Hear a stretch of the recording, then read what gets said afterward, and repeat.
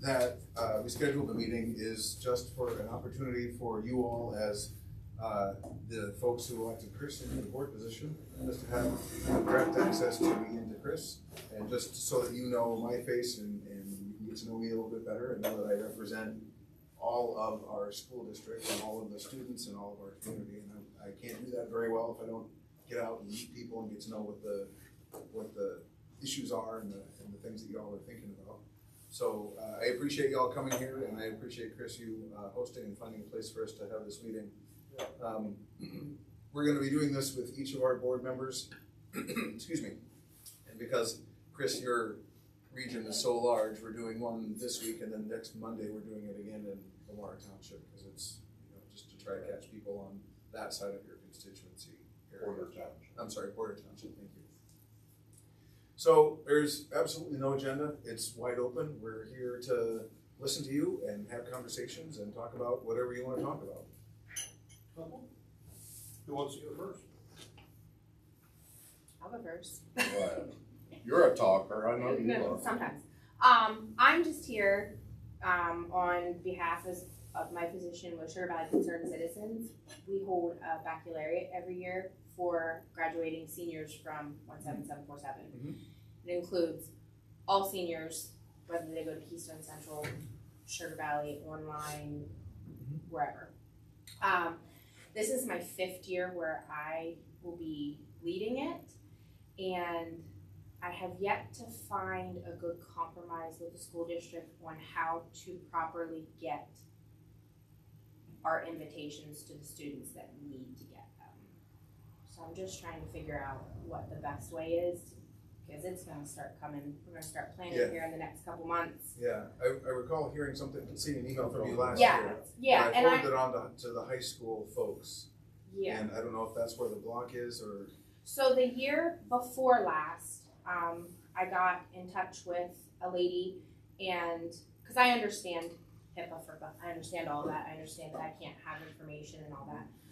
What we had come to the conclusion with that year was I would send a digital copy of the invite, and she would email it to those appropriate students. Okay. I didn't get a follow-up if it was done or anything. I didn't get RSVPs from any of them. I didn't personally know any of them that year to reach out to them either. So I don't know how that went. So last year, I reached out to the same individual, and I asked her, can we do what we did last year? Mm-hmm. And I got an answer of no, we can't do that. And I said, okay, can I talk to somebody to try and figure this out? And then I was sent in a couple different directions, and then it just got kind of too late by the time I got in contact with Chris and he started reaching out to people. So I went by, I myself had a senior, so I was like, who's graduating? Like, who do I need to contact? And I just started personally contacting, so I don't even know if I got everybody. But I'd like to just make some kind of relationship with Sugar Valley Concerned Citizens in the district to just make it an easier process each year, whether it's me who takes on baccalaureate again after this year, or if it's somebody else who takes it on from Sugar Valley Concerned Citizens. You know you're tied to it. I don't know that there's any issue if you send us something with us just sending it to seniors. Of course, we can't do anything past that in terms of, right. Like we can't be in the back and forth of whether or not they respond to anything like that. So, I mean, we can just kind of be a throughput. I think that shouldn't be a problem with that. And you can just send it directly to me, and I can make sure it gets out. All right, I will do that this year. Thank you. Okay. You want to go next? Or? Okay. My kids ride, we live in Dunstown, and my kids ride bus 109, which has been having a lot of problems with the bus driver on different things. Okay. Like today, I learned. This is what. Okay, yeah, I'll let my wife go. This is what I heard, and then I approached my children and asked them.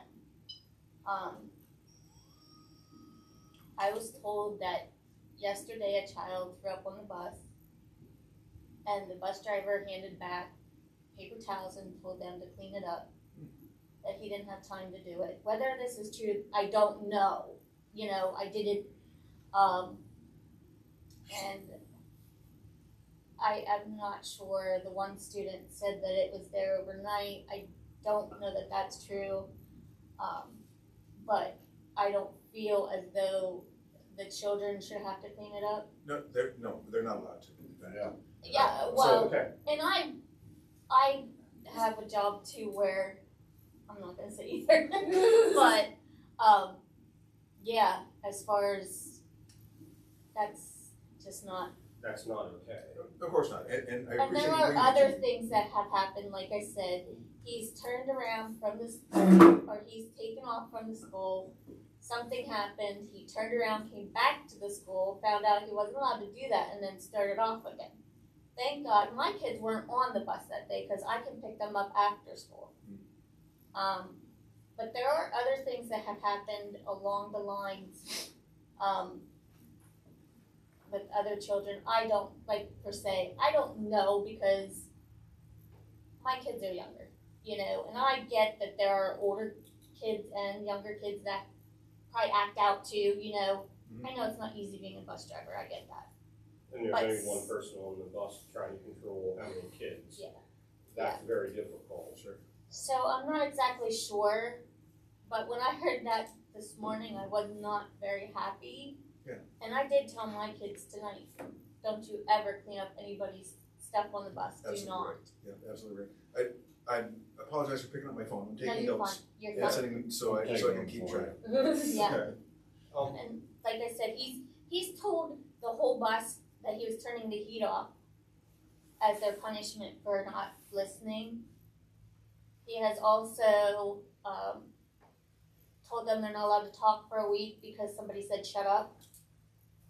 There's just a lot of nitpick. Like, it's not. Is it the same driver? Yes. Yes. Yes. We've been told that this bus driver has been talked to before, and He would have one more morning. Well, then it happened again, and it's just, this was my last with this throw up thing. Like, that just disgusted me very much as a parent. And my child told me that another child cleaned it up. If I was that child's mother, I would be very upset. Yeah. But obviously, I mean, I don't know. I don't know who it was. I don't know anything about it. I just know that that's what I was told. Well, I'll certainly look into it, and I appreciate you bringing it to me, because I don't, Yeah. if no one tells me that, I don't know Right. that I need to And look see, into I it, so. didn't know much about it either because I didn't realize you guys handled the busing. So, like I know that it's been brought to the attention of our person at school and some other people at school. I don't know what came about of it. Okay. So, I just don't know what else to do. Yeah, I'll definitely look into it, and, the group should write, what's the name of the Facebook group? That- Concerned citizens or whatever. There's a bunch of stuff on there that a lot of people did speak up about. But they apparently won't come to the meeting Yeah. and say anything. page. Well, Yeah. There's Yeah. somebody else coming, they were. Miss, I however did come to the Same meeting. thing. Would you like a tip or two? What? Would you like me to offer you a tip or two to consider?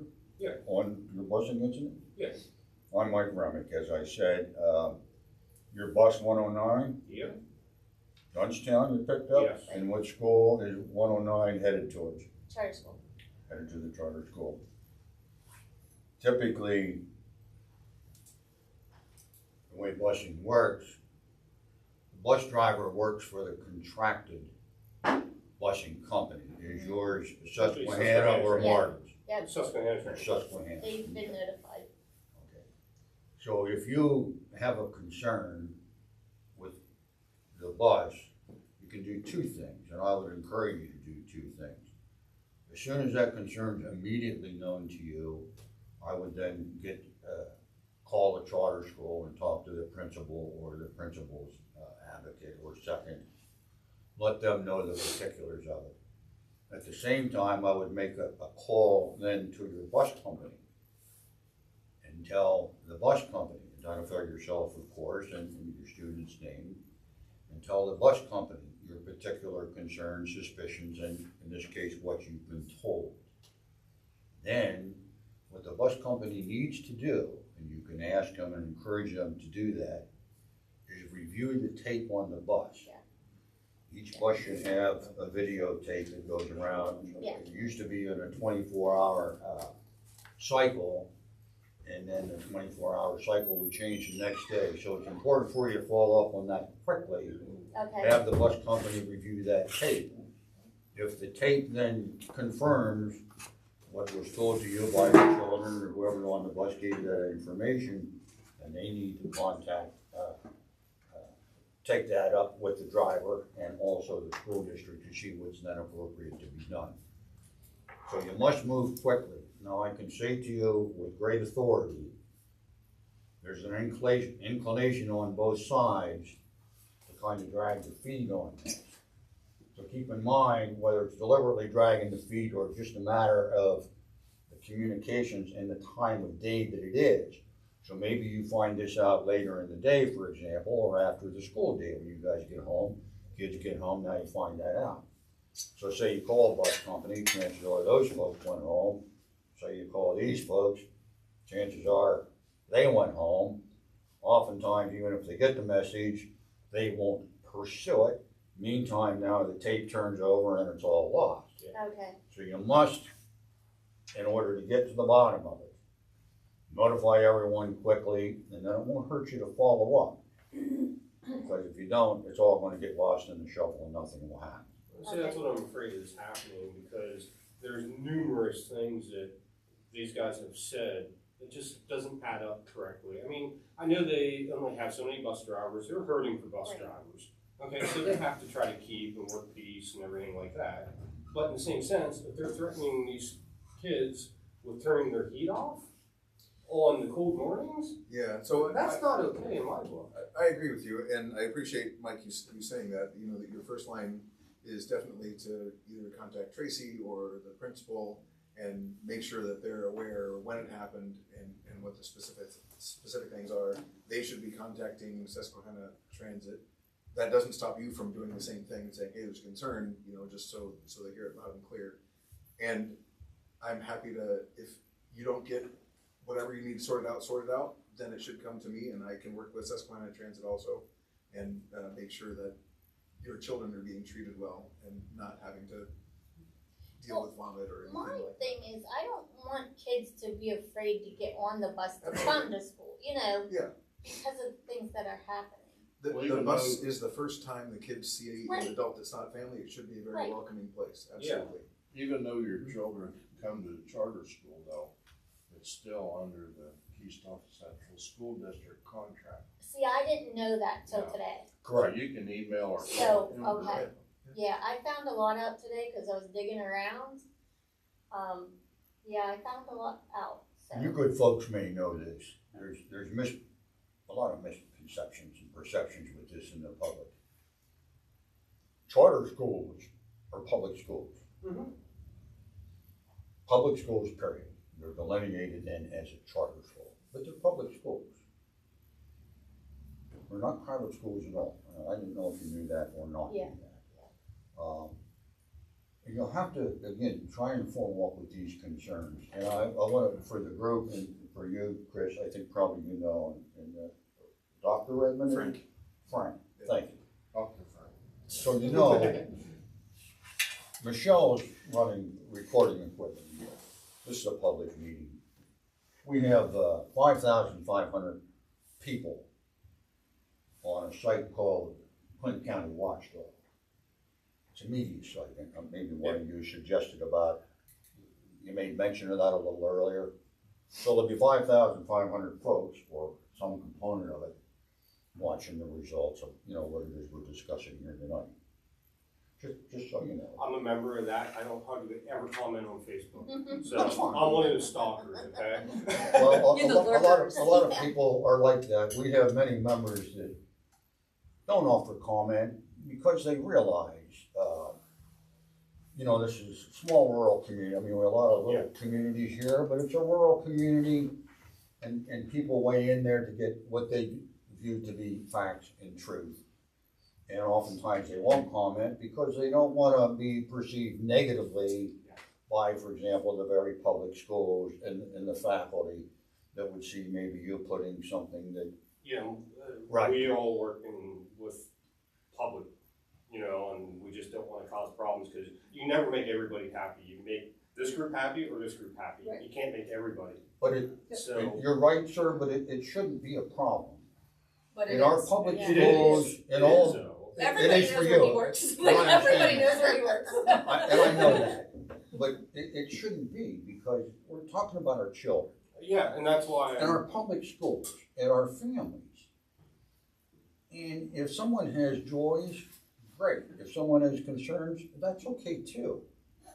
Because after all, this is about the children, the families, and the communities.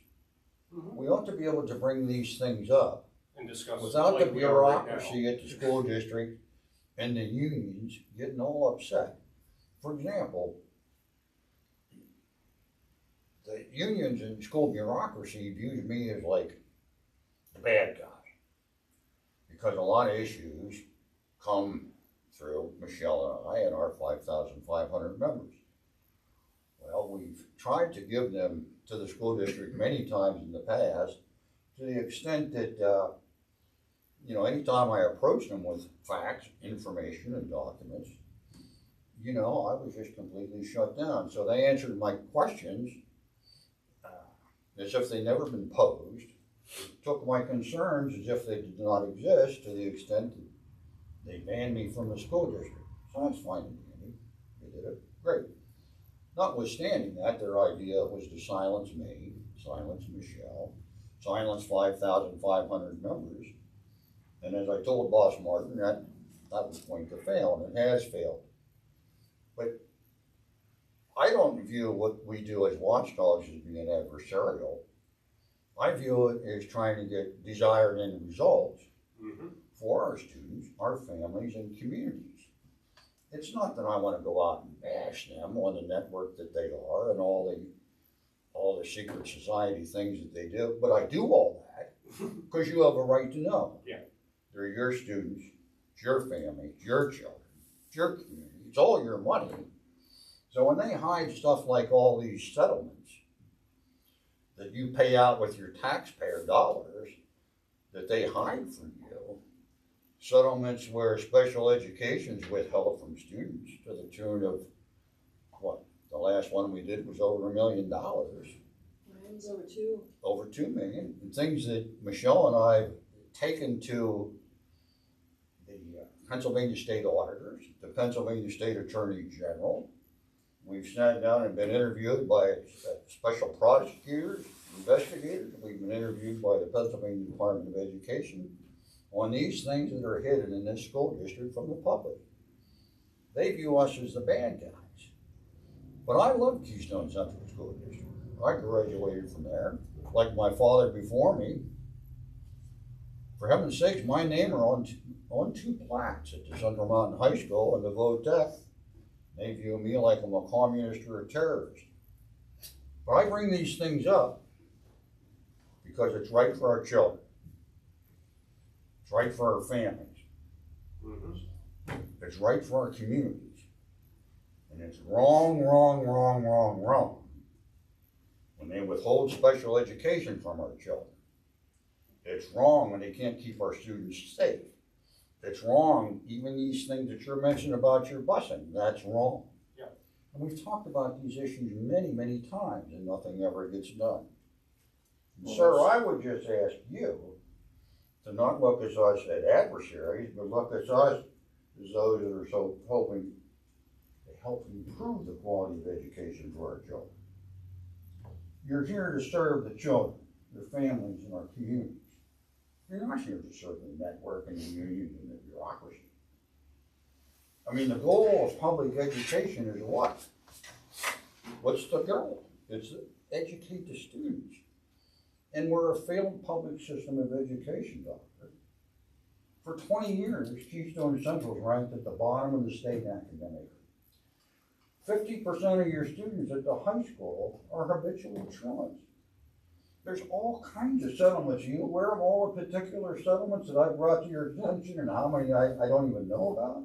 Mr. What Remick, what I'm are we sorry. gonna do about all that, sir? The point of this meeting is to have the constituents that are here in this region bring up the issues that are specific to them and have a chance to talk with me and Chris. Well, that's what I'm doing. So you're cutting me off because these concerns are too heavy for you to handle? That's why you're cutting me off? No, they're my rhetorical questions. I don't have any specific answers for you at this point. You can address why we're so low in academic achievement and what your plan is to improve that? Like I said, I'm happy to talk with you when we have, if you give me a little bit of notice and we can talk a lot about what our progress is. It doesn't require a notice, sir. Everyone knows we're at the bottom of the state for 20 years. We want to know what the plan is to improve academic achievement. You don't have a plan? You know we're near the bottom of the state? I can add 2 cents to that if I can, Mr. Remick. Thank you. Okay. Mike, not to interrupt you, but I wanna hear her stuff too. Please do, of course. One of my things is Keystone Central and where we're at. So we need to, and I don't know about the charter school, I don't know, I'm talking about Keystone Central and that side of things. We need to focus on phonics. Phonics, reading, basic math. If you get nothing else out of anything I say here tonight, I'm telling you, Dr. Redmond, we have to focus on phonics and reading for these kids in kindergarten and to second grade. We are not pouring ourselves into these kids at this foundational level, and it is falling apart the older they get. We've got middle schoolers that are reading on a first and second grade level. So if I could real quick. No, go ahead. That's the program CKLA that we adopted this year is based on the science of reading, and it's about phonics and vocabulary development and really kind of doing exactly what you're saying, right? Giving it that foundational level of how to read. It's a completely different program. This is the first year of implementation. We're seeing a difference already in how the kindergartners are reading. I agree, we have a lot of work to do to help make that up. But the reason we brought this program in is it's an evidence and research-based English language arts program that actually does both English language arts and social studies combined in one. So it does that background content knowledge. At the same time, it's teaching those fundamental phonics reading skills. I'm not a fan. Okay. It's the best program that's out there. It's not the program itself, it's how we're teaching it. We've got first graders that are learning about American civilization and Mesopotamia. These 7-year-olds can't say civilization and Mesopotamia. They need to be learning foundational sounds, phonics, those things. King Tut dying at a young age, cool, great, they're 7. They don't care. They don't care about where we're at with that. And I'm like, want to teach them that's great. But what I'm saying is the Title I program, the phonics, like I'm telling you, Keystone Central overall is not known for this. We've got to lead into that. I know you got a new program, but I'm telling you, it's not enough. Okay. Daily reading, there's no homework being sent home. There's no sight words being sent home. There's no daily practice happening. When you're dealing with these little brains at 5, 6, 7 years old, we need to be honing in on that. That's interesting. I was just in the classroom last week and listening to the end of the lesson where the teacher was saying, these are the things this is your reading assignment to take home. Doing exactly what you say we're not doing. I sat and watched the teacher do that with the kids. So there may be some differential experiences across the district, which I have a problem with, and we're working towards solving. But it's certainly my expectation that we're both expecting the kids to do some work at home as well as to take some things home to work with their families. And there should be daily, we should be learning fry words, we should be learning sight words, we should be learning, like here's your reader for the week, you should be reading it, bring it back, every day, signed by your parents, whatever that looks like, it's not happening. Okay, thank you for that feedback, because it should be. It needs to be, part of the curriculum. and what I'm saying is, because it's not happening at the lower level, at the middle school level, we're seeing kids that can't read at a grade level, at a middle school level. It's really, really important. We need to figure out what the solution is to that piece of it, 100%. Thank you. May I ask what school? My daughter goes to Mill Home. Oh, for our readers, sir, I'll be brief, just 30 seconds, Chris. I've given you an opportunity, sir, to discuss a variety of concerns that I've brought up. you haven't addressed them, but I would say to you that, and we'll let everyone else speak and then I'll hush, but at some point perhaps, before we leave, if you'd like to address those issues, 5,500 watchdogs would like to hear what you have to say relative to school safety, improving academic achievement, and these concerns that I've raised. And if not, why, I guess your silence will speak for itself. Thank you. Amy? Hi there. My name is Amy Urschler, and I'm here for two separate reasons. One is primarily the charter school, and I do want to speak in favor of the charter school because my kids attended there, and they're doing very well. One graduated in 2011, one graduated in 2013. So I know there's always, whenever it's time for the charter to be renewed, there's a lot of back and forth about whatever goes on back and forth. I do want to address Keystone Central itself in a minute, or maybe two, because sometimes I talk a little bit. You're a lawyer.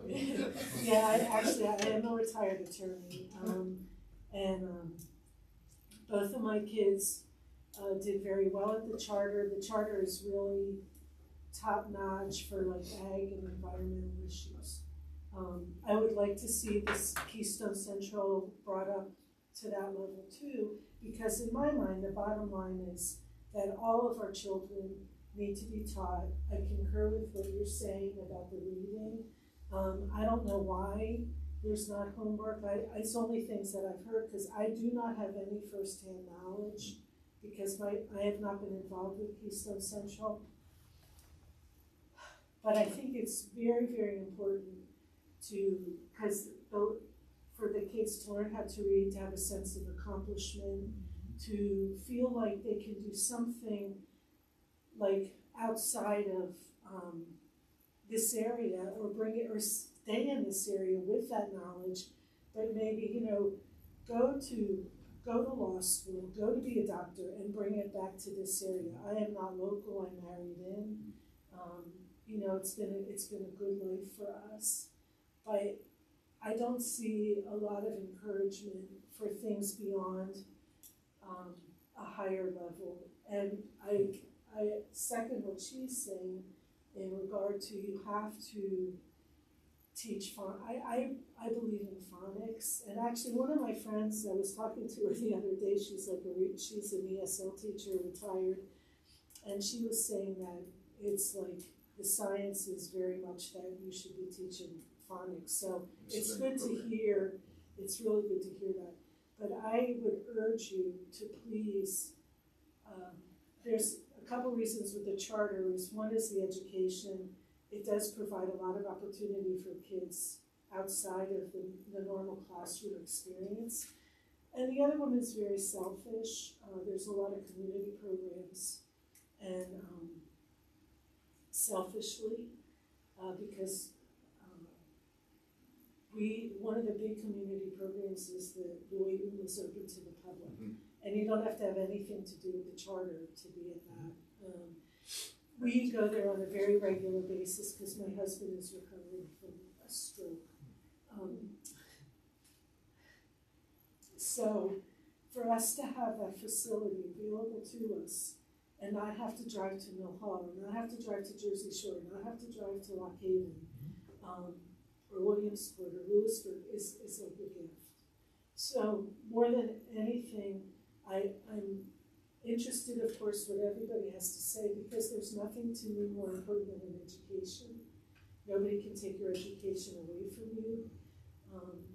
And so I concur with anything said in support of education, but please don't limit the charter. Please don't limit the charter school. I feel very strongly about that. And I would welcome an opportunity, because I think probably other board members may be all over the map with that. I would welcome the opportunity to address the board on that, if that were a beneficial thing to do. You can come to one of the board meetings and speak. Or Zoom. Or you can Zoom get on Zoom and zoom in too, Amy. Yeah, I would rather come in person just because I like to, I mean, I appreciate knowing that I did We have a not. board meeting this Thursday.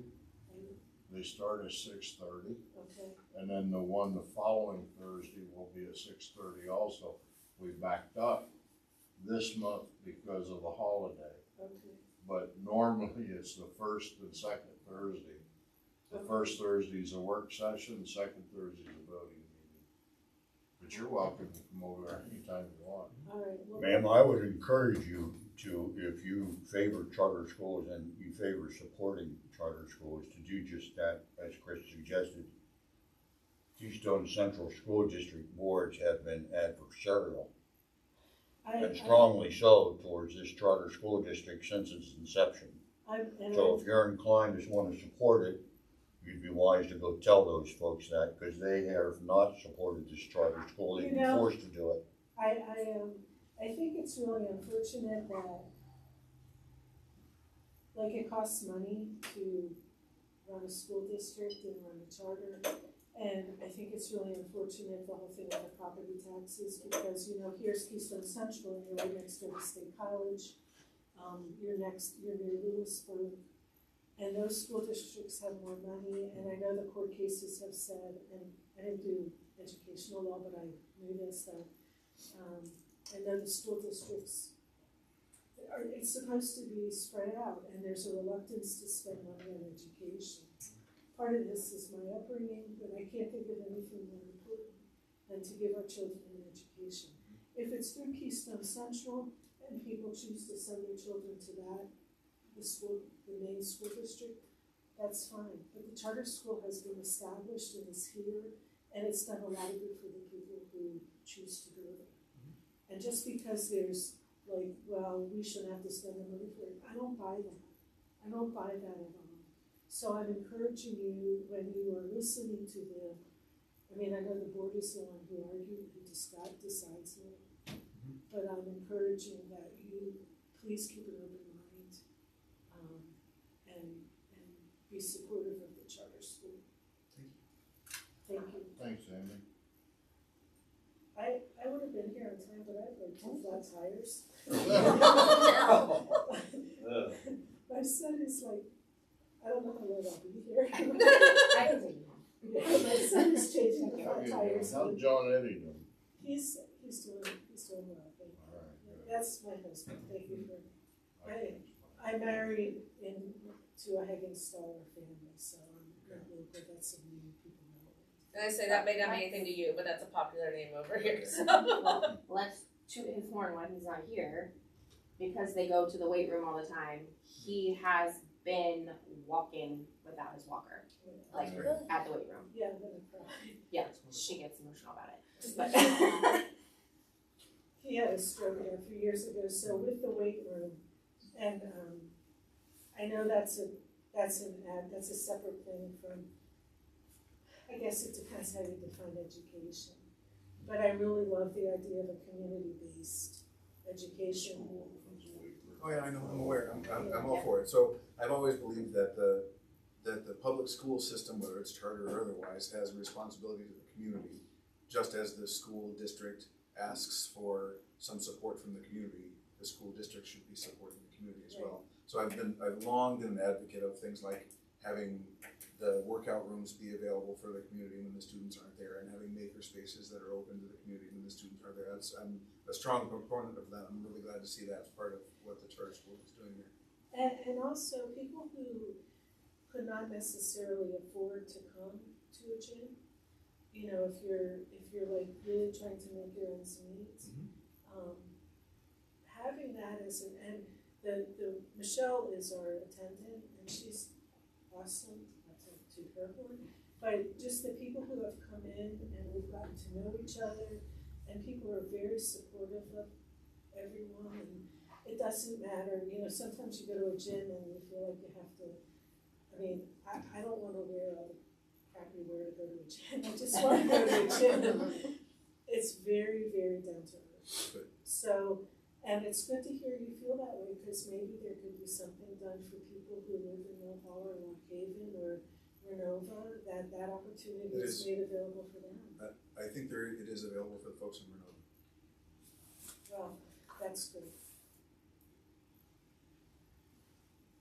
Danielle, do you got more that you wanted to talk about? I always have more, Chris. You have printed out? One of my questions tonight, and I don't know if this is where I need to ask or where I need to ask, but I want to know if the clay shooting team can be a sport instead of a club. I don't know about that. I see the question. I'm happy to look into that. One of the questions I have is it a WIAA established activity?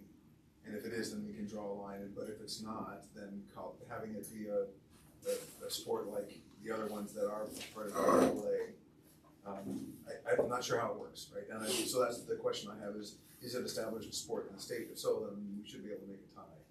I also want to invite you while I'm here, and my son may no longer be on the team, but there are a lot of really awesome Keystone Central students that you have on that team. I do invite you, Chris, you too, Elizabeth, Sunday afternoons, they practice. They practice up at Marsh Creek, at the shooting range up there. Okay. I'm involved with them when they're here. You have really awesome students and very strict rules. They have to be good students, they have to follow all safety rules, they have to do all the things. If they don't, they're off the team and it's black and white. Yeah. But you have a really good group of students and a lot of them, boys and girls. There's like 3 subcategories to clay shooting. One of my son's best friends is from Sugar Valley and has been to all the competitions all over the country. He's amazing, and he's one of your students at the high school. But we have a really awesome clay shooting team, and I invite you to watch, be involved, see those kids. They would love to share their sport with you. Great. I love going to watch students both in the competitions and practices when I can. It would help me if you could send me an email with a reminder of date and time and place so I can get on my calendar, because there's so many things going on. If I don't get on my calendar, there's no chance I'll remember. And I don't think they resume practices until the beginning of March, I think. Now there's still boys up there practicing over the winter, there is. There's some really awesome students up there, and I invite you, whether my son's on the team or not, like I invite you to go up and see them and meet them, and they're students, they're really great. I'd love to see it. Thank you. Danielle, can I ask a question? What would be the purpose of moving it from a club to a sport? As a club, I believe the charter school kids are invited to play. Beyond that, nobody else in the district is allowed to play unless they attend the high school. So any of the kids there are kids on the clay shooting team that have left the high school this year and are no longer able to be on the team unless they choose to do Keystone Central Cyber. So they have hundreds of dollars into guns and ammo and all of the stuff for a sport, and because of whatever reason, they are leaving the high school, and they each have a reason, they have to give up clay shooting. Okay. And I don't think that's fair. Now, is WIAC saying that? Or No, is this it- is- WIHAC's this different is than clay different. shooting. So this is clay target. So I was part of the start of, I was with Lori Gonzalez when she started this for the school. Right. My son was one of the first, and he ended with his senior year. But it's separate, to clarify, like WIHAC and It's WIHAC and clay target are They're two That's what I separate. thought, This so, is- but I this know is- there's kids across. This is Correct. a school club, yes, most of them went over. I do know, yeah, WIHAC is Youth Hunter Education Challenge, yeah. If not, we should change it so they can. Well, so the thing with the Clay Target League, the first year we were on, we did not have a contract with charter school. It was strictly Keystone Central kids. Because it was new and everything. I will say, they can only have so many kids on the team as well. So even if 78 kids from Keystone Central want to join Clay Target, they don't all get on. No. So and even each discipline has it's not just clay shooting in general, it's each discipline, correct? exactly, and that's also a safety thing because of they have to keep their numbers where they need to be. I think there's also other reasons that the kids themselves have wanted to keep it a club. I think it has something to do with being able to keep the money and the donations that are given with targets and everything within where they shoot and not within the school. So I think I understand your thought process and your want for that. I think that it can possibly still stay a club and something else can be done because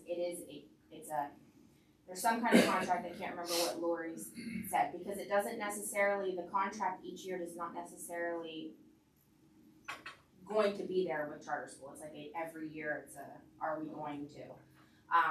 So the problem here is kids that are homeschooled, cyber schooled, etc., are allowed to play sports, but they're not allowed to be in clubs. Like Yeah, so you just said, we're gonna, We're checking on the policy on let's that. look on, Elizabeth and I are both on the policy committee.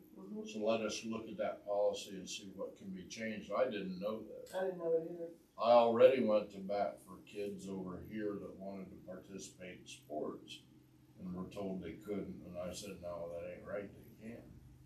So And if they do. didn't say that charter school could be in, so like said they said charter school kids can't, because it's a club, it can't be done. If it's a sport and they say charter school kids can, then it didn't. But the cyber school homeschool kids that live in Keystone Central don't get to participate when it's a club. Does everybody have like it gets complicated? That's why I wanna be able to look at it, because to me, it's about the kids.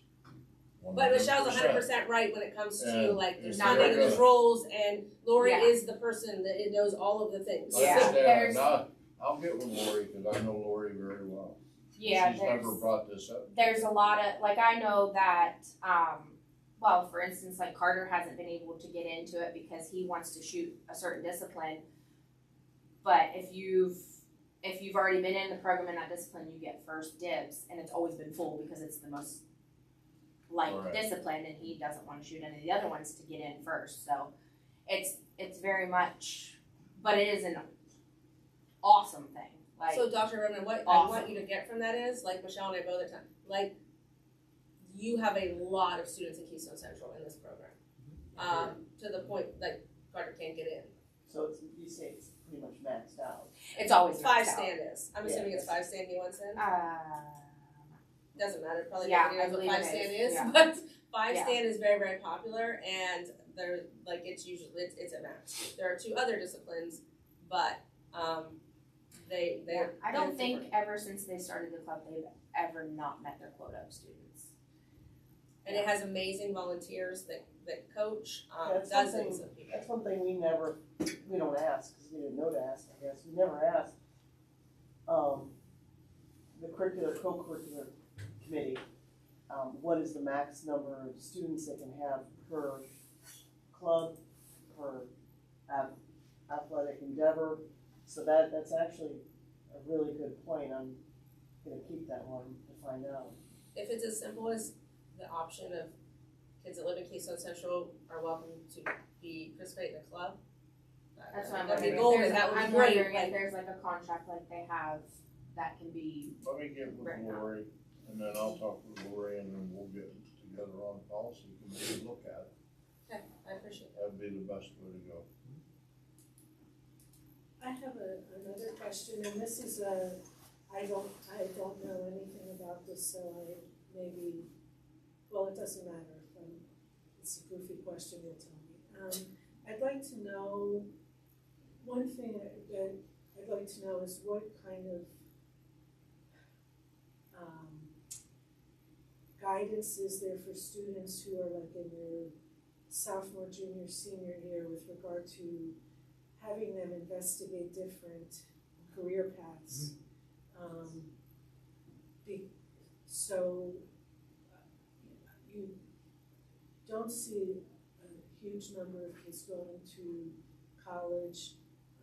I realize there's a push for the trade schools as well, but I'm wondering if you could tell me what kind of things there are to have students have the option to investigate different. We have a CTC program that is top of the line. Top-notch. Yeah. And he can explain it more because he knows the ins and outer workings of it.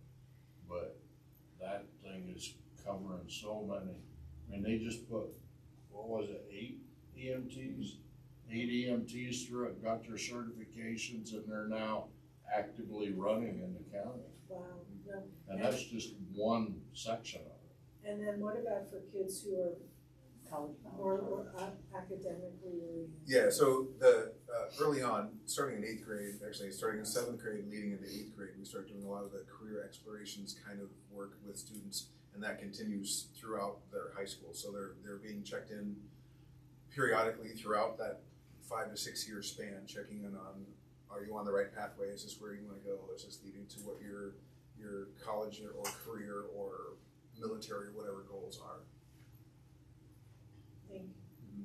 Yeah, I know personally, like, for my son, he was lucky enough to be able in 11th grade because he had all of his classes in to, it wasn't co-op or anything, it was just like a job shadowing for a little bit, go to the conservation district office. Yep. Because that's where he thought he wanted to be. If he would've waited his senior year, because he found out, nope, I don't wanna sit behind the desk, I don't wanna send the emails, I don't wanna do it. Yeah. And then he was also lucky enough to get the opportunity to go with game commission his senior year. So I like that, but I do know a lot of the kids don't get that opportunity to step foot until their senior year. Because they don't know much about it, and 2, you have to have all your ducks in a row Yeah. by 11th grade, and a lot of them don't know how to do that. One of the things we've done this year is we've hired a part-time counselor that's just in our CTC center. So she's been able to really help out, kind of push that information further down. We're planning on visits into the middle school in March to start students thinking about this is what it looks like. We're also doing, this is a little bit further out, but Kurt Lynch, who's our CTC director, and I are talking about what are some more immersive experiences that we can work with our middle schoolers on. So it's not just a day or two, but it's a chunk of their year where they're experiencing some of the different programs that we offer in our CTC center to really give them a taste, Yeah. so that they can get fired up and make sure that their path through high school is set up to get them in the place where they can do those kind of experiences. They would enjoy that because the feedback from them when they go up to visit the CTC, they love it. They're so excited when they come back, but it's a lot of information in one day and they don't have time to process it. Yeah. And then, Yeah. then they're like, oh wait, I could have asked this question or I should have asked this after they talked to their friends. They wish they had a chance to go back again after. Yeah. And Yeah, I recognize that. I believe it should be a more kind of a protracted experience where they spend a few weeks in the ag class and they spend a few weeks in cosmetology and they spend a few weeks in health occupations and kind of get a little taste of all the things that we do.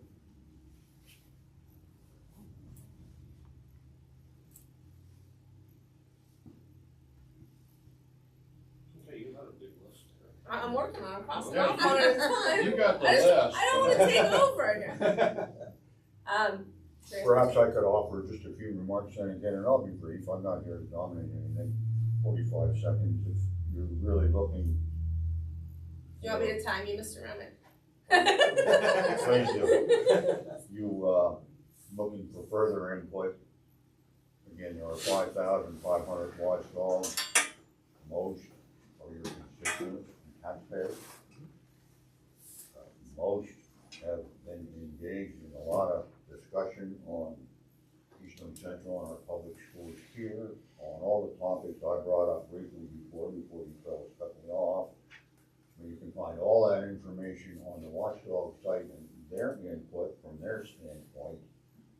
And so if you're really looking for it, you can find it right there if you're inclined.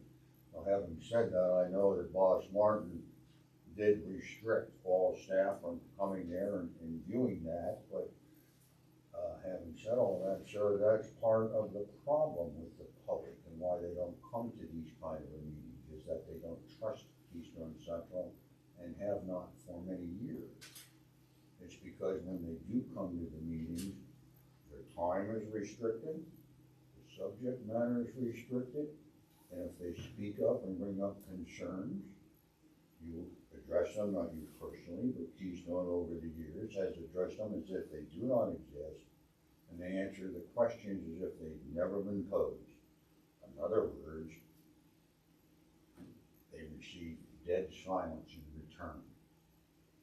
So there's a lack of trust and we can start to develop that trust. And you can start with 5,500 watchdogs.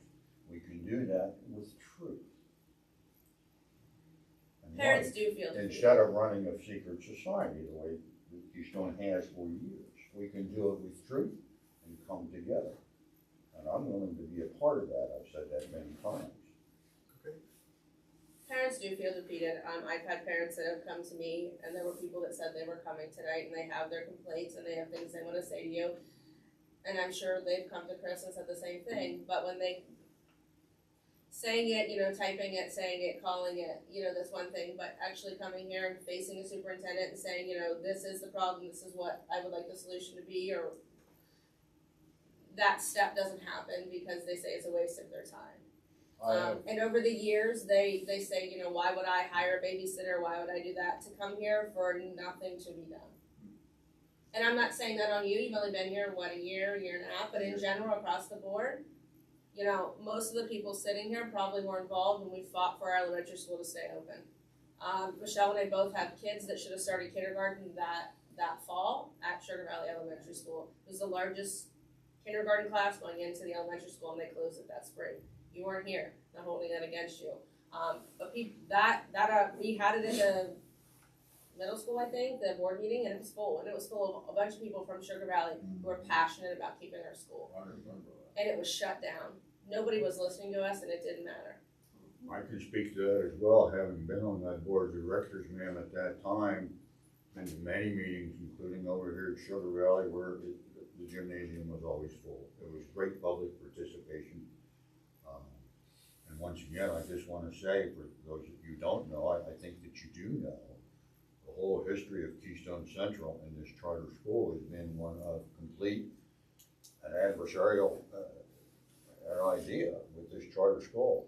Keystone Central is completely opposed to this charter school, and And they have been from the beginning. Mr. Remick, if you don't It's mind. true. I don't mind. Speak against it. I would like to be able to speak, but you're speaking over me. So No, what you I would like interrupted me, to sir. I was say is speaking that and you interrupted me. your perception about the antagonism between the It's true. school district and the charter school is in the past.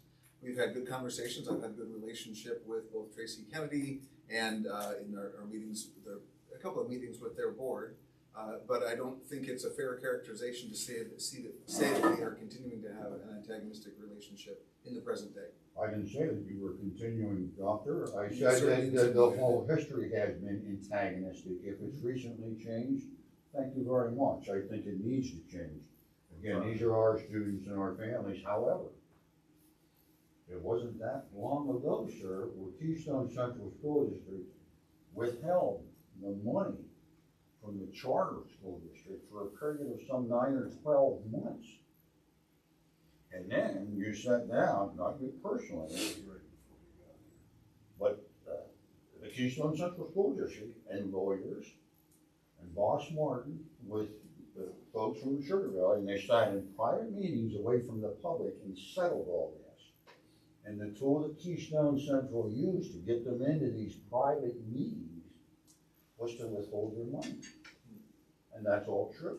And it's all documented, everybody knows it. So when you say to me, oh boy, this is all a happy thing, that may be, just since you've been here, I don't know. If it's changing, so much the better. But that's not how it's been, sir. It's just been the opposite. I understand your point. My pushback is that you're characterizing it as a present day issue. And I'm suggesting that it's not a present day issue.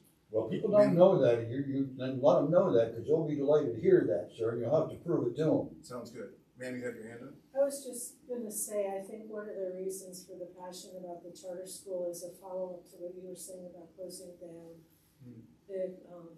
the elementary, and I know my husband, if he were here, would be saying that it was a mistake to shut down the whole Sugar Valley School.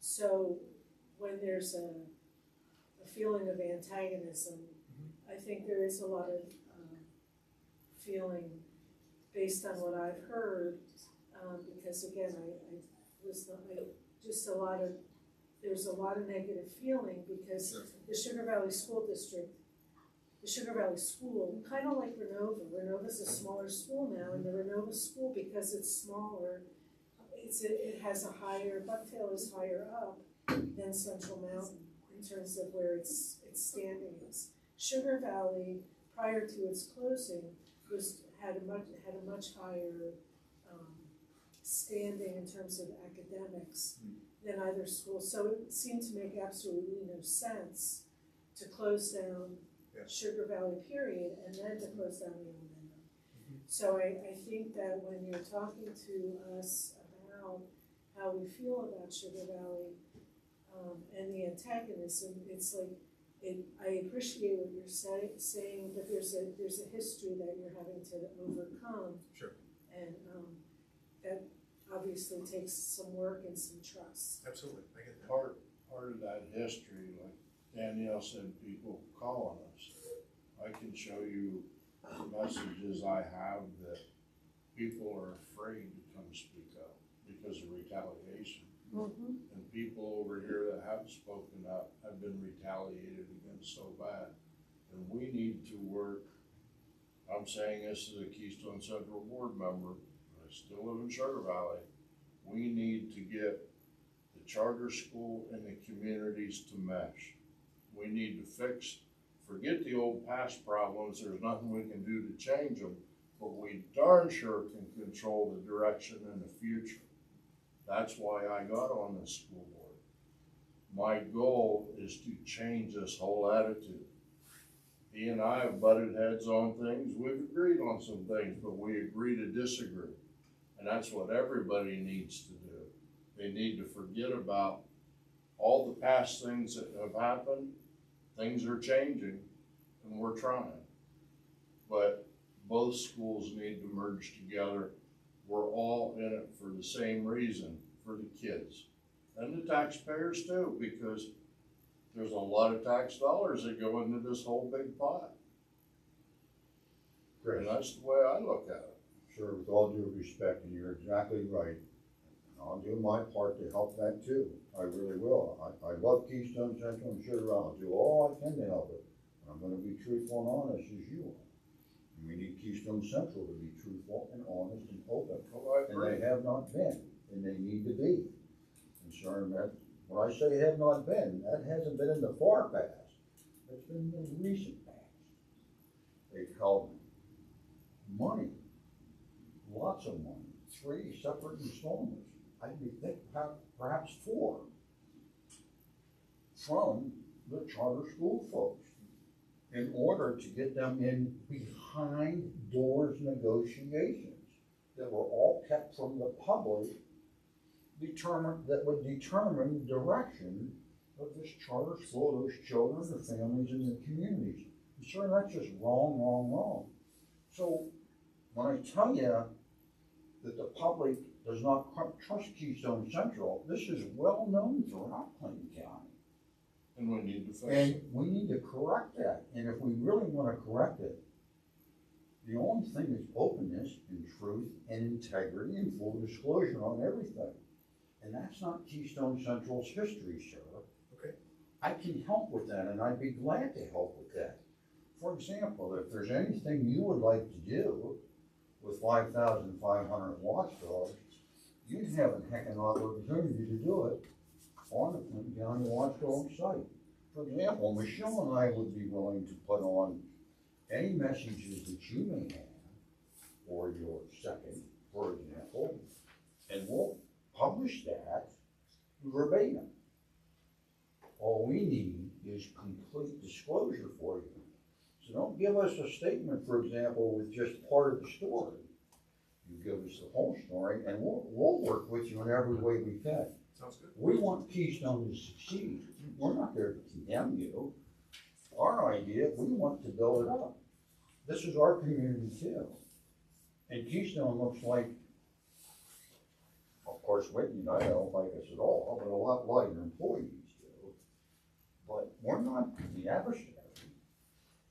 We're the ones that can probably help you more than your own people can, because at least you'll get the truth from us. Thank you. Thank you. So we have a couple minutes left. I scheduled this for an hour because I we all have scheduled it for 2. I only have an hour because I have lots of other things. I mean, Well, I thought it was 6 to 8. That's what I put out, it was. I'm sorry, I thought it was 6 to 7, that's kind of how I scheduled my evening, I'm sorry. I can stick around if we need to, but, you have some other things Yeah. on here. Would you like to- Transportation, I came to the board 3 months ago about transportation, and nothing's been done and nothing's been solved. My one son goes to Walnut Street Christian School. He has the longest bus ride in the entire district. That is a fact. When I discuss it with district employees, they tell me it's my choice that I'm choosing to send him to Walnut Street. You are correct. However, I am paying taxes and tuition to send him to Walnut Street. My child that goes to Mill Hall Elementary is a 3-hour bus ride in a day. To go to Mill Hall. Correct. The kids that live on Summer Mountain Road, their pickup is before 6 a.m. And the core issue, and I don't remember if we said this to you specifically. Nobody spoke to me at the board meeting. But we were not allowed to in the boarding, that's part of board policy, But nobody followed up either is my point. Like, there's been no resolution. we don't have enough bus drivers. We have buses sitting on the Susquehanna lot that don't go anywhere because we don't have enough drivers. And when we don't have enough drivers, every route gets longer. And I've been over this with our transportation director and with Cam, who runs Susquehanna, over and over and over again. How can we make routes more efficient? One of the things we're looking at is that some parents have asked for multiple drop-offs for their students when they have parenting plans, for instance. And so maybe we restrict that and say we can only drop off in one place per family. That creates its own set of issues for those families as well. So as you said earlier, we can't make everybody happy on this one. And we're doing the best we can to try to figure out what is the least wrong answer, the best answer that we can come up with based on the severe restriction on just the number of people who are willing to drive a bus.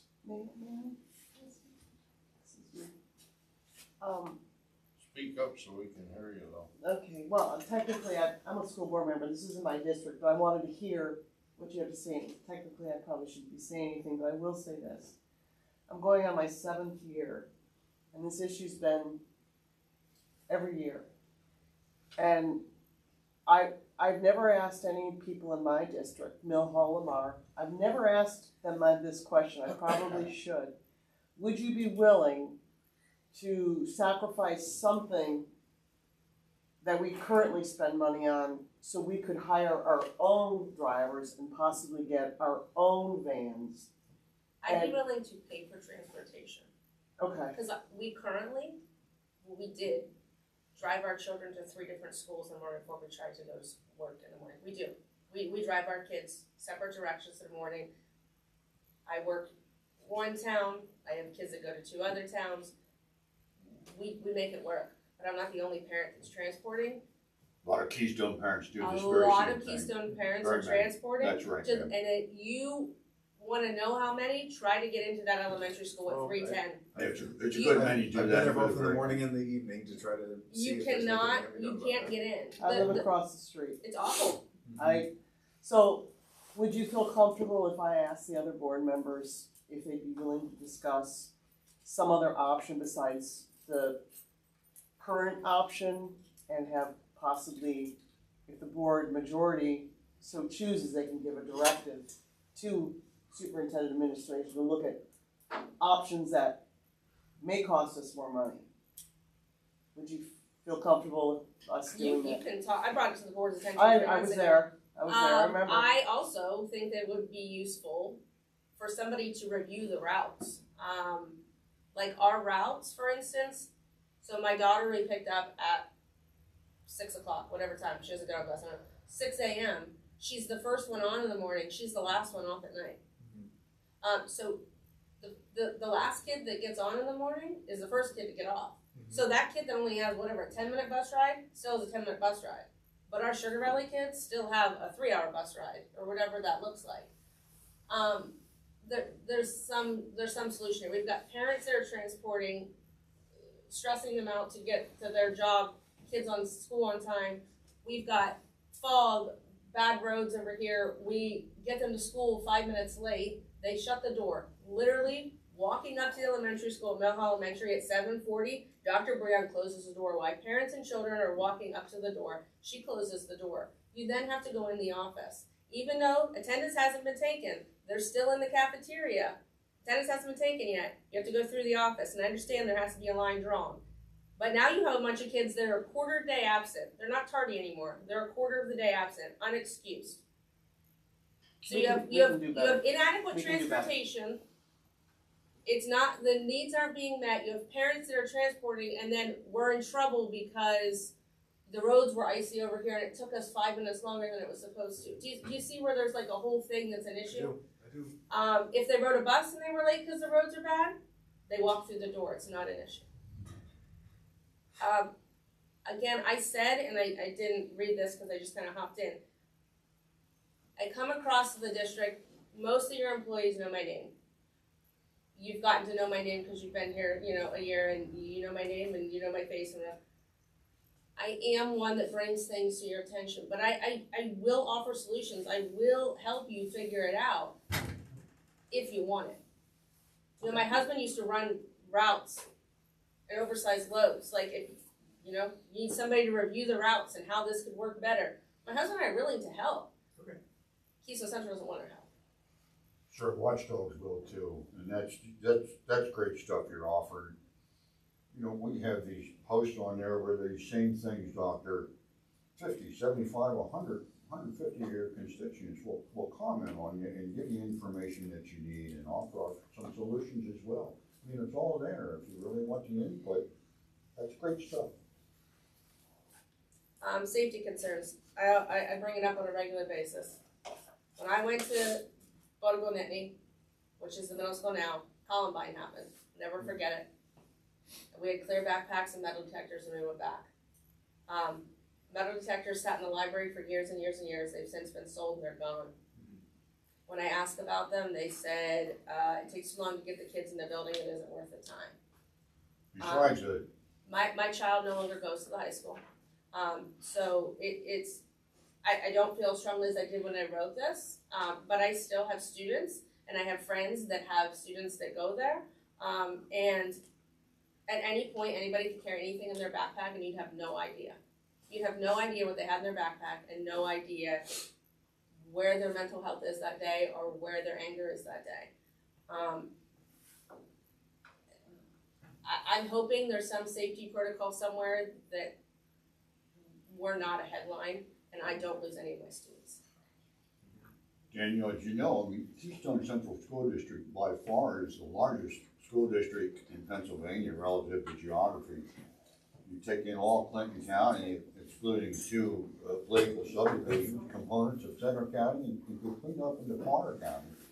So besides the lack of drivers, with all that geography, well, that's what happens. My son gets on the bus and goes to Coudersport Pike or Nova Road, and all of the bad roads in the county. And see, docs too, they may not know all that, but it's all there for you if you're interested in it. We have it, all you have to do is read it. And one of my suggestions was, instead of, the gas and maintenance of a bus, that they split the Walnut Street kids up and put them on 2 vans.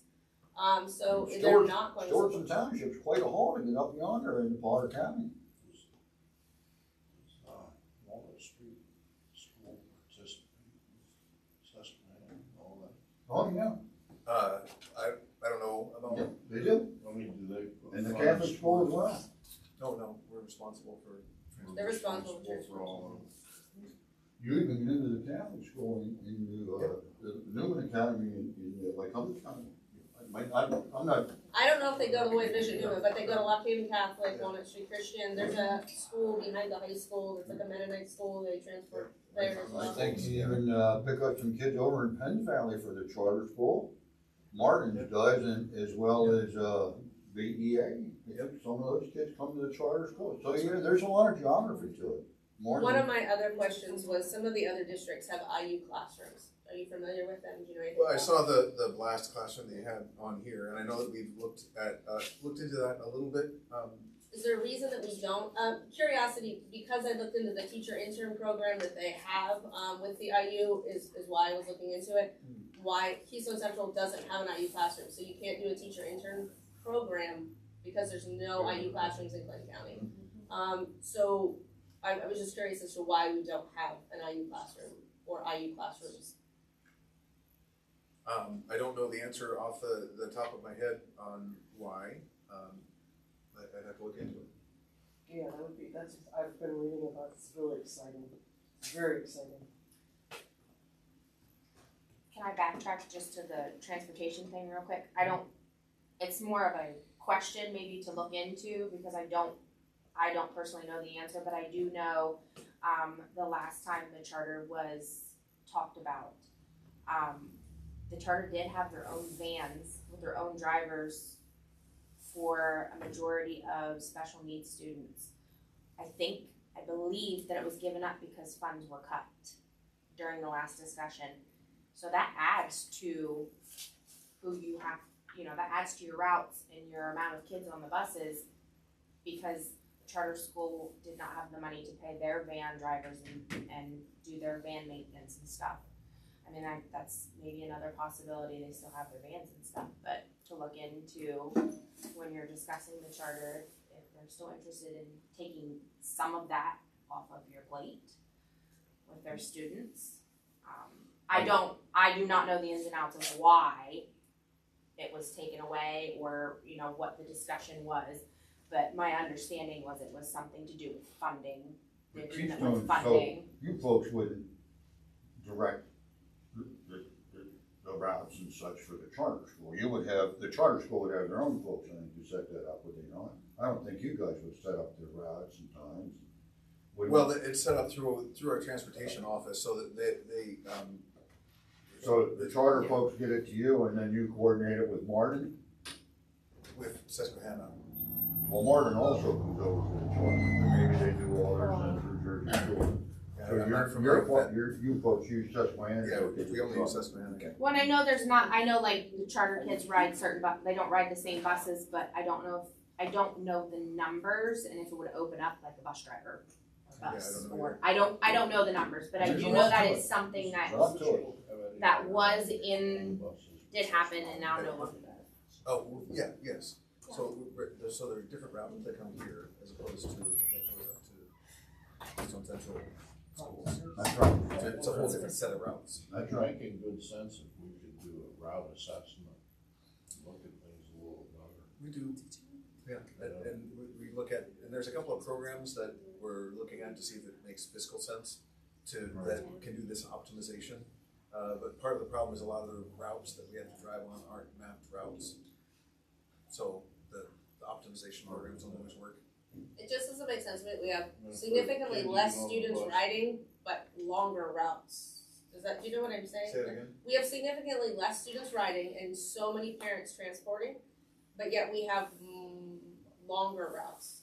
Do you know? So The math isn't adding up to me. So the problem is the students that are the farthest away are still asking for transportation, so our buses still have to go all the way out and all the way back. So the amount of time hasn't changed, even though fewer students are riding the bus, we still have to go to the all the way out places and come back. Yeah, it's the distance, not the amount of students. She's right.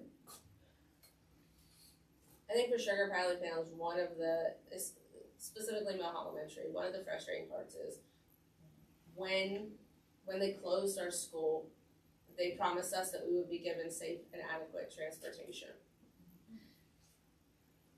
3 hours on a bus at 5-year-old, 6-year-old level is not, that's not appropriate transportation. And if it's been coming to the board for a couple years, there's no solution in the near future either. The problem is we can't find a solution. I mean, nothing has made any sense yet, and I appreciate your offer for help, and I'll definitely look into that.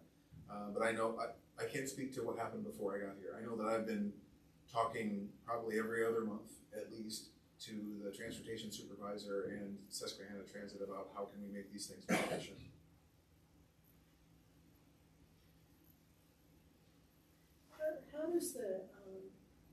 How does the board have oversight over the transportation issues? I guess I'll ask the two of you that, or is that, I don't know enough to know.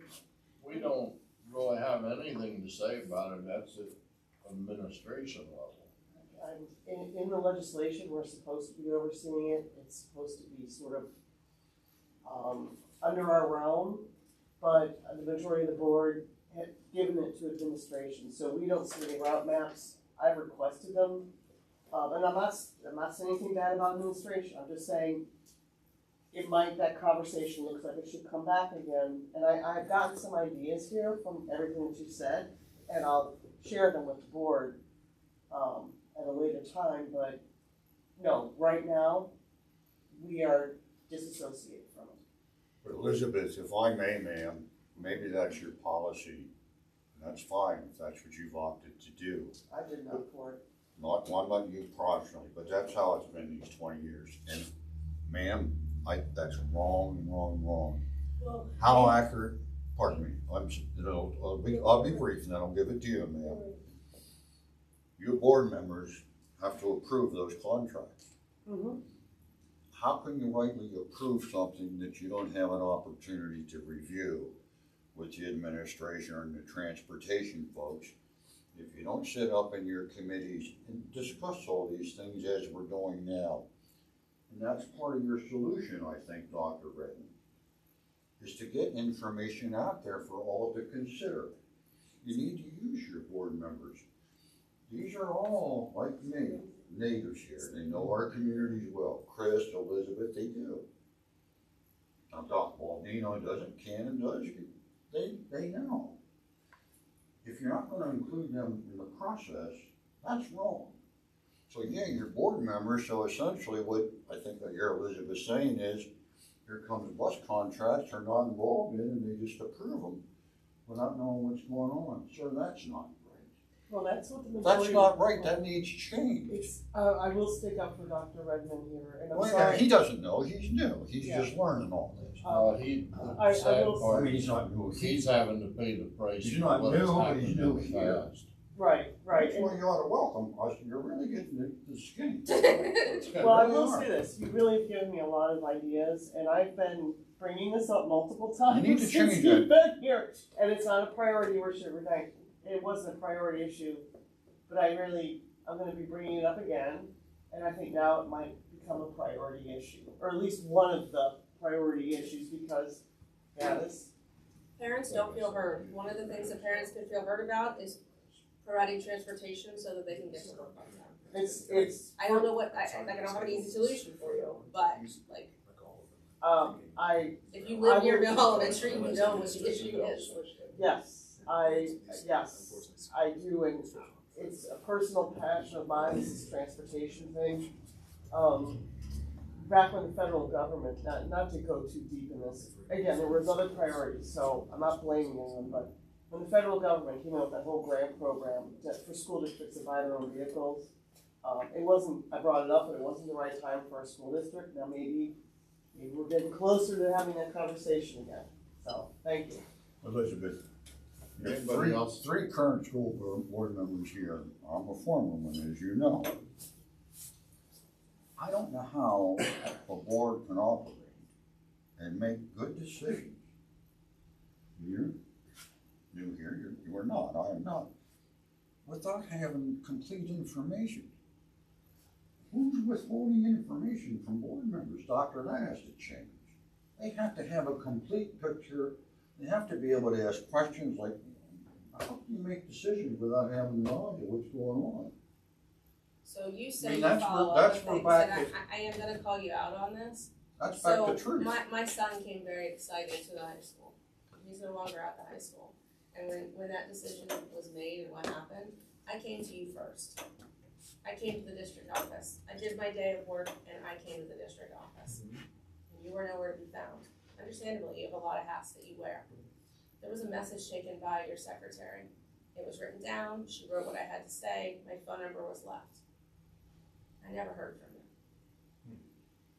I walked over to Nick and I talked to Nick. And we took him to the office, all the principals. I spoke with all of them. Nobody followed up with my son.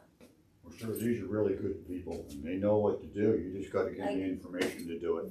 You gotta reach back out to parents. Okay. I know that you juggle a lot, and I know that the principals juggle a lot, but there are problems, Is he still at the high school or no? specifically at the high school. You have a drop in enrollment, you have kids leaving for very big reasons. And I said the same thing to the principals, and they agree. They agree that there's a problem, and if you're not aware of it, you need to be. You have kids leaving, and it's easy to fill out the forms and to leave and to never tell why they're leaving. I wasn't gonna be that person. I wanted They're to know that there's a problem so that it can be fixed for the other kids that are still there. You look at your enrollment from August to now, and that high school is dropping very quickly. Which Dr. means that Redmond, the that's cyber- all over Watchdog. The Parents' cyber names, school students' cost is names, the reasons increasing. why. We gotta figure out what the solution is, or we're gonna continue to pay an Yep. astronomical amount for cyber schools. There's gotta be a solution, and the public needs to know what those solutions are, so their kids are safe and the kids want to go to the high school.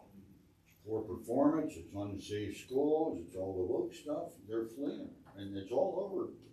And we have Parents' really, names. we have really good students. Yeah. Yes, We have, we do. we have really good students. And Miss Klein said to me that day, I don't know your son. Violence in the bathrooms. And I said, you know why you don't know my son? He's been here for 12 weeks. Because my son's a good kid. So you know the kids that make poor decisions, but you don't know the kids that make good decisions. We gotta change that. Yep. I don't know what your opinion is of me.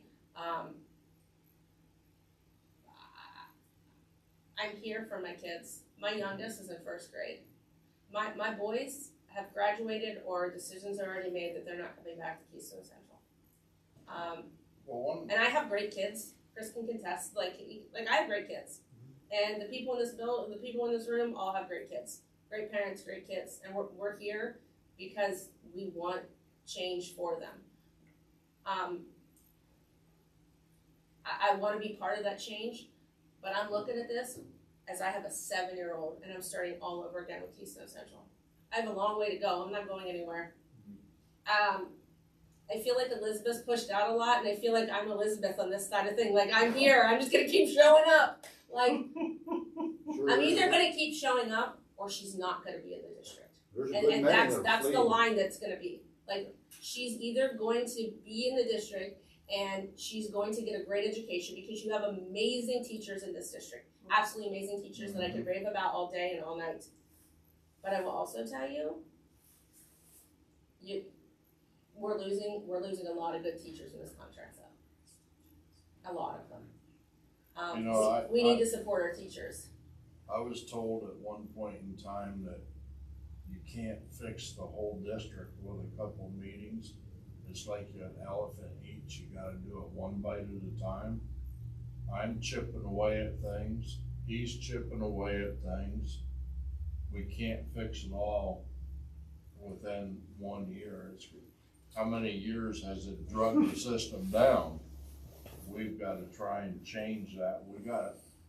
We have to teach these kids how it is to be positive and get this negativity out of them. And a lot of that comes from the parents. When you have negative parents, you have negative kids. We are trying, I can say, as somebody that sits on safety and security committee, we're doing a lot of things and putting a lot of things in mind to help better it. We really are. But you don't see it overnight and you don't hear about it because there's some things you don't want anybody to know. Well, one of the things is the middle school. The middle school is an awesome example of the district. I will give you guys credit for that. It has really changed. When I walked out of there 8 years ago, I didn't think that I would ever walk back in there as any type of employee, and you couldn't get a sub to come into the building because it was bad. At any point, and I think you've been there, I know you've been there, like, that middle school is rocking. Like, it is awesome. Yeah, they're doing a good job. The building is under control, it's doing great. I will second that. For Ghazi, Cardi, and Romanishan Are are amazing. amazing. They have turned that middle school You around, they can are see doing a great. total change. That Thank group of three Yes, are they amazing. deserve gold stars, I'm And I telling wanna you. say part of their change is different leadership too. Leadership, it's Yeah. all about I mean- leadership. What it's all Exactly Yeah. right. It's all trickling down. You can see it within the teachers. You can see it within You the don't have the students. right It's principal, all you're- trickling. And Michelle and I both have older kids, so we've seen it like across the board. Like that middle school, like, and we're in the building, it's amazing. Your other buildings need to take note. So that middle school has a monitor that sits outside the bathroom and only allows 1 or 2 kids in the bathroom at a time. The high school doesn't. Yeah. The high school has major issues in the bathroom, safety concerns, situations happening, kids not going to the bathroom because they don't feel safe. are only going to VOTEC to go to the bathroom because they don't feel safe because things are happening. There's violence Things- in the bathroom. Things like the Danielle. headlines that just happened at Bucktown are happening at the high school. Kids just aren't speaking up. You need to take note from the middle school and what's going on at the middle school, and we need to do some of those things at the high school so the kids are safe to be able to go to the bathroom. Okay, I just want to let you know something, I'm on the facilities committee, and approximately 4 years, right when they were starting the Liberty Curtain design, that was one thing I made sure that they did, what they call them, bully-free bathrooms, where you put the sinks outside, you have a different view. Anyways, make a long story short, I'm on the facilities committee again, which I'm very happy about. I will bring up the bathroom design again for the high school. It was briefly talked about 3 years ago, it sort of dropped, but maybe now is a good time. I will bring it up again, okay? It's where you change the designs I No, think no, no, literally no. just what the middle school's doing would with the prevent monitor. some of these issues. And the teachers are rotating those, that's not like you're hiring somebody new, the teachers are rotating those things. You have kids leaving high school because of the bathroom. I feel like there's a fix there, there's a solution there. I will bring it up with facilities, I promise you. Well, I know he can't fix it all by himself. Neither It can you, takes a neither can team. Elizabeth, but. It takes everybody stepping into it, and we're trying. But if Chris, you don't, what needs done for that is that the principal of the school needs to be in charge. And they It are. needs to be, well, I don't know that that's so. You've got personnel directors and this whole Wow. bureaucracy of an assistant administrator, and you gotta go upstream. The principals need to be given full authority in their schools. They need to tell the entire staff, faculty, aides, security, everybody, we're done. Starting tomorrow, we're gonna have safe schools. And when the school class is changing, we're gonna have our teachers and everyone monitoring the hallways, monitoring the bathrooms, and we're gonna halt all this. It just needs the principal to say, here's what we're gonna do, and if you don't do it, you're gonna be responsible, and we'll start the disciplinary process. We get known up here, having Keystone Central as an attitude. We talk team, but then we don't direct team. Right, I agree. You have to direct them all. Here's what we're gonna do. Starting tomorrow, we're gonna have safe schools. We have plenty of personnel to do that. And the safety of our students and faculty falls to the entire district, all of the state. Oh, I agree. I think it's more complicated than. Whoever that is, we all need to be alert and have it stopped. I think that's an easy thing to say, and I don't mean any disrespect for this, but I think it's much more difficult than that. And I think there's things that everybody doesn't know. I think there's certain things that, like, Dr. Redmond knows things, but he doesn't necessarily know it from a parent point of view, and I don't know it from a school point of view. I think there's just things that everybody doesn't know the whole picture. But I think that we ultimately all want a good school for all the But you students, know, and correct? watchdogs know better anyway. But you know what I mean? Like, I think all of us ultimately want really good school and a better reputation for Keystone Central. I think we all agree on that. Whether it's the charter school or Keystone Central, I just don't think it's as simple as me coming to you and saying, my kid deserves better transportation and let's make it happen tomorrow morning. Like, that's not. But It's a piece of. if I don't come, if Michelle doesn't, like, if we don't come, then you don't know. That's right. Um, But there's also a difficulty too that I've noticed, there's been a change in parents. Like, I sit back, when I was younger, I didn't embarrass my parents. You didn't go and do anything to make your parents look bad. They didn't said they were wanna get calling in your school. parents like you were You afraid. didn't want to get in trouble at school because if you went home, it's not like that anymore. When I contact my kids' teachers, because I'm like, hey, what's going on? I have a question. They don't know how to communicate with me because they're not used to a parent wanting to communicate instead of just pointing a finger. I actually had a teacher call me one year over Easter break because I knew my kid was fibbing about something, but I wanted to catch him in it. So I called and left an email, or I sent an email to her thinking, okay, we'll deal with this after Easter break. She called me Easter day and she was very apologetic, and I was like, why are we apologizing? What is going on? And she goes, well, you're upset with me. And I said, no. I'm like, I just need to know what happened. so I can straighten this out with my child. She's like, oh, she goes, parents don't do that. So, I mean, there's that too. That is a big hurdle that we have now. You know, it used to be, you know, when we went to school, There was accountability. there was accountability, but there were parents. The parents in the school communicated more and better.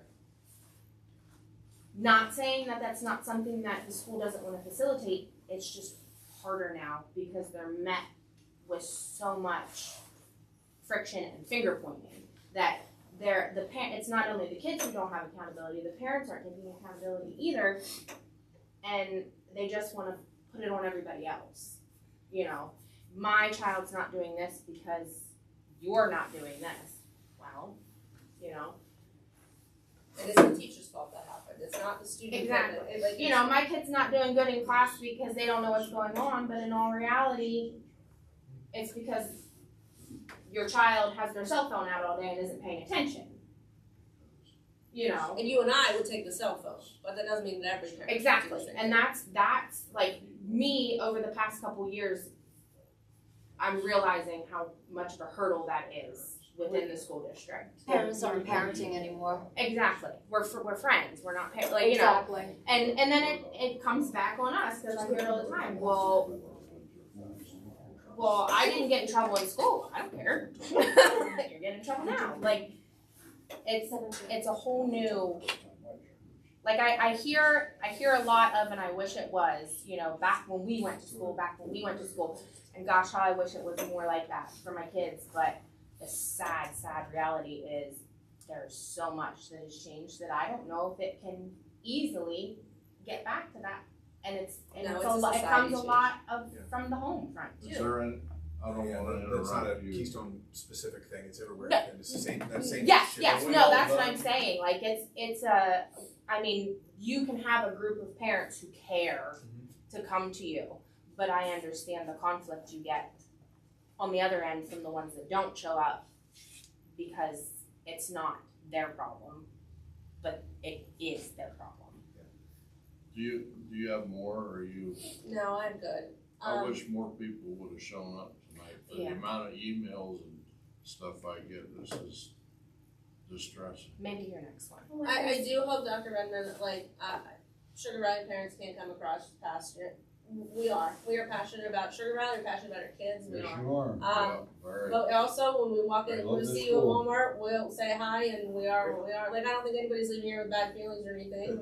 We all want to work together, and we all want what's best for this district. Truly Yeah, do. that's Absolutely. That's why we set up these meetings, right? That's what I wanted to say. I appreciate that you're taking, I mean, again, my kids are out, they're, you know, working, changing car tires, but, you know, they got a really good education at the charter school. They've been able to have really positive careers after that.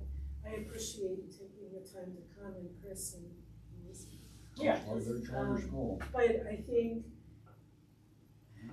I just really appreciate that you did it, and I hope something happens, and I understand that things take time.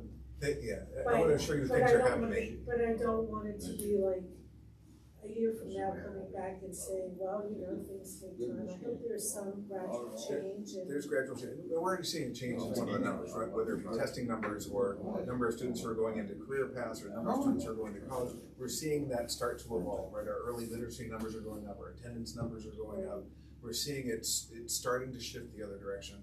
And it's going to take some time for us to see the impact of that. You know, with our attendance numbers going up in the elementary school, it is coming down in the high schools, but it looks the But same. it's going up in the elementary school. Right, Yeah. but that decrease that we're seeing in the high school is about the same as it's been every year for the last 10 years.